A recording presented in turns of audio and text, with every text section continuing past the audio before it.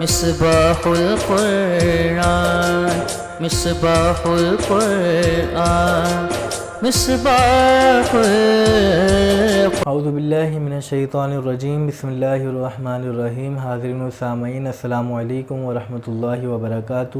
بعد السلام، آج ہمارا ٹاپک قانون شریعت میں فرشتوں کے حوالے سے ہے۔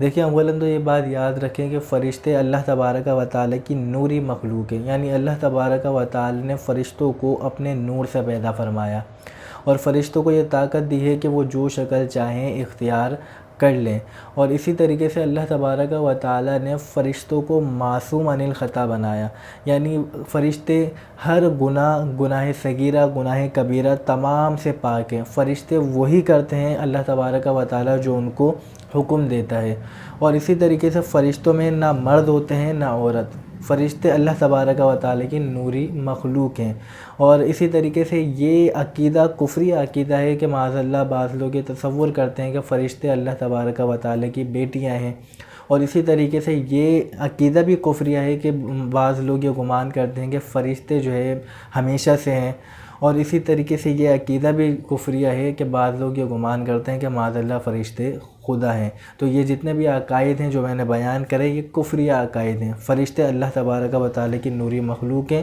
اور ہمارا ان پر ایمان ہے۔ فرشتوں کی ادنا سی بیعت بھی کرنا یہ دائرہ اسلام سے خارج کر دیتا ہے، کافر ہو جاتا ہے۔ فتاویٰ عالمگیر میں لکھا ہے کہ باقاعدہ اگر فرشتوں کا کوئی مذاق اڑاتا ہے، جیسے کوئی طاقتور انسان ہے لوگوں پر ظلم کرتا ہے، تو اس کو اگر کوئی یہ کہتا ہے کہ یہ تو ملک الموت جیسا ہے، لوگوں کو مار دیتا ہے، تو یہ کفریہ عقیدہ ہے کہ فرشتوں کی بیعت بھی کی جا رہی ہے۔